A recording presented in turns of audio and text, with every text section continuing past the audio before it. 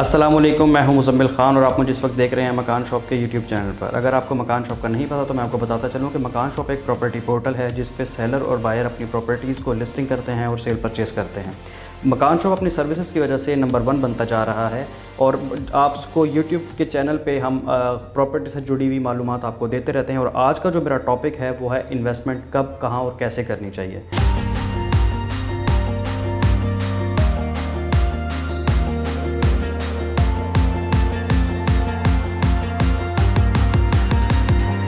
तो सबसे पहले मैं आपको ये बताऊं कि दो तरह की इन्वेस्टमेंट होती है, लॉन्ग टर्म इन्वेस्टमेंट और शॉर्ट टर्म इन्वेस्टमेंट। जब सबसे पहले हम बात करते हैं शॉर्ट टर्म की, तो इसकी आपको एक मैं इस तरह से मिसाल दूंगा कि जब कोई हम सोसाइटी का सुनते हैं कि सोसाइटी बनने के लिए जा रही है और अनाउंस हो चुकी है, तो सबसे पहले तो आपने ये करना है कि अपनी इन्वेस्टमेंट को सेफ़ आपने बनाना है।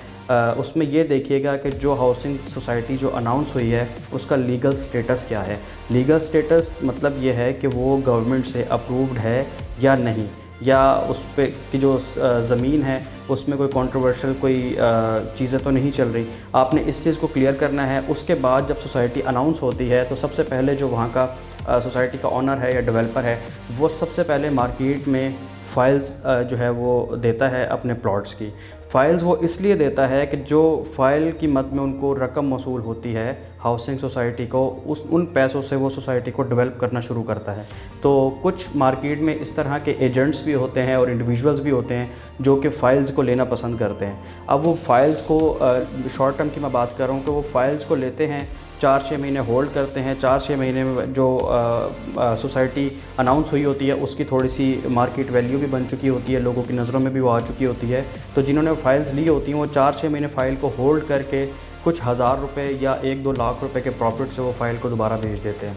तो एक तो ये शॉर्ट टर्म में आता है।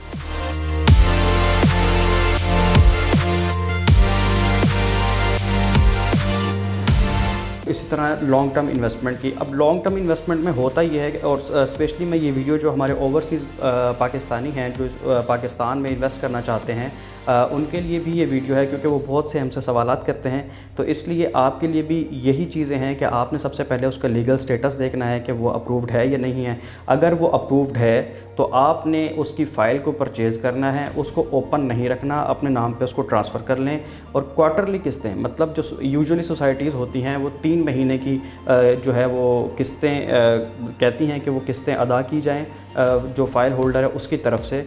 तो आपने 3-3 महीने की किस्तें देनी हैं और फ़ाइल से लेकर पोजेसन तक का जो यूजुअली सोसाइटीज़ में जो टाइम पीरियड होता है वो 3 से 4 साल का प्लान होता है। तो उसमें आपने ये करना है, ये लॉन्ग टर्म इन्वेस्टमेंट की मैं आपको बता रहा हूँ कि आपने फ़ाइल लेनी है, उसकी क्वार्टरली किस्तें आपने देनी है। कुछ टाइम बाद जब आप किस्तें अदा कर चुके होंगे तो आपको प्लॉट नंबर जो है वो अलॉट कर दिए जाते हैं। जब आपको प्लॉट नंबर अलॉट हो जाता है तो उसके बाद आपको सोसाइटी कहती है कि आप बकाया रकम अदा करें और उसमें आपको प्लॉट की पोजीशन मिल जाती है। अब जब वो प्लॉट की पोजीशन आपके हाथों में आ जाती है 3 से 4 साल में, तो उसके ऊपर आप अपना घर भी बना सकते हैं। घर बना के उसको सेल भी कर सकते हैं, पोजीशन वाले प्लॉट को भी आप सेल कर सकते हैं। मतलब ये है कि 5-6 लाख की आपने एक फ़ाइल ली, क्वार्टरली आपने किस्तें जमा करवाई तो वो आपको 20-22 लाख का पड़ा। लेकिन जब आपके पास उसकी पोजेसन आ जाएगी और पोजेसन के बाद वही आपका जो प्लॉट है वो 28-29-30 लाख रुपए में चला जाता है। और इसके अलावा सोसाइटीज़ भी मैटर करती हैं कि किस सोसाइटी में जो फ़ाइल्स हैं उनकी वैल्यू किस तरह से दर्जा बदर्जा बढ़ रही है या कम हो रही है। ये चीज़ डिपेंड करती है सोसाइटी के डेवलपमेंट पे। अब अगर हम बात करते हैं डेवलपमेंट की, तो सबसे पहले आपने इस चीज़ का भी ख्याल करना है जब सोसाइटी अनाउंस होती है कि इसका डेवलपर कौन है।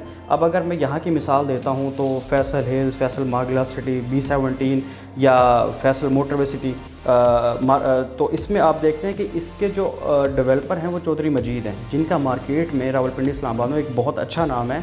और वो जो सोसाइटी है वो टाइम से पहले डिलीवर भी करके देते हैं। तो इस तरह की अगर सोसाइटी या ऑथेंटिक आपको लगता है कि डेवलपर है तो आप उसमें बिला झिझक इन्वेस्ट कर सकते हैं।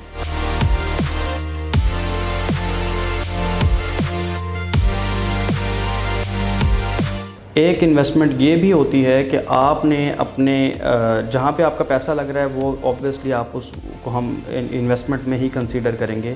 एक इन्वेस्टमेंट ये होती है कि आपने एक डेवलप जो सोसाइटी हुई भी है, आबाद भी है, प्लॉट्स भी अवेलेबल हैं, घर बने हुए भी हैं, फैमिलीज़ रह रही हैं, और उसमें आप देखेंगे कि आपको एक प्लॉट है वो अगर 80 लाख का मिल चुका है तो वो 6 महीने बाद मैक्सिमम 95 लाख का हो जाएगा। लेकिन अगर हम इस तरफ बात करते हैं कि जो नई सोसाइटीज़ बन रही होती हैं उनमें आपको प्रॉपर्टी पे जंप लगते हैं। आपका अगर आपने एक फ़ाइल 8 लाख की ली थी तो वो 6 महीने बाद आपको पता लगे 12 लाख की भी हो गई है और 15 लाख की भी होगी, मैं फ़ाइल की बात कर रहा हूँ। तो लेकिन जो डेवलप हुई हुई सोसाइटी है उसमें भी रेट इंक्रीज़ करता है लेकिन जंप नहीं आता, वो ग्रेजुअली इंक्रीज़ हो रहा होता है। तो एक तो आपने ये चीज़ें भी देखनी है, और इसके अलावा एक इन्वेस्टमेंट ये है कि आप अपने लिए, अपनी फैमिली के लिए घर बना के और वहाँ पे रहने का सोच रहे हैं, तो आपने जो आपकी ज़रूरियात ज़िंदगी की जो चीज़ें हैं, या जैसे हॉस्पिटल्स हैं, उसके अलावा स्कूल्स हैं, मार्केट्स हैं, ये करीब तर हों ताकि आपके लिए आसानी हो। और उसके अलावा अगर आप ऑफ़िस वगैरह में जॉब करते हैं तो आप घर ऐसी जगह पे लें जो आपको, जिसका रास्ता आपको कन्वीनियंट हो, रश ना हो। आप क्योंकि आपने डेली आना जाना है तो थकावट वगैरह होगी तो आपके लिए वो सरदर्द बन जाएगा। तो इसलिए आपने इन चीज़ों को मद्देनज़र रखना है। और ओवरसीज़ पाकिस्तानी जो हम इन्वेस्ट करना चाहते हैं उनको भी सबसे अच्छी जो अपॉर्चुनिटी उनके लिए है वो ये है कि आप जो सोसाइटी डेवलप होने जा रही है उसमें आप इन्वेस्ट करें, क्योंकि आप इन्वेस्टमेंट पर्पज़ के लिए उसमें सोच रहे हैं तो आपको वो चीज़ ज़्यादा फ़ायदा देगी बजाय इसके कि आप एक बना हुआ घर ख़रीद लें। वो इतना आपको प्रॉफिट कम टाइम में नहीं देगा। तो ये एक छोटी सी वीडियो थी जो बनानी थी।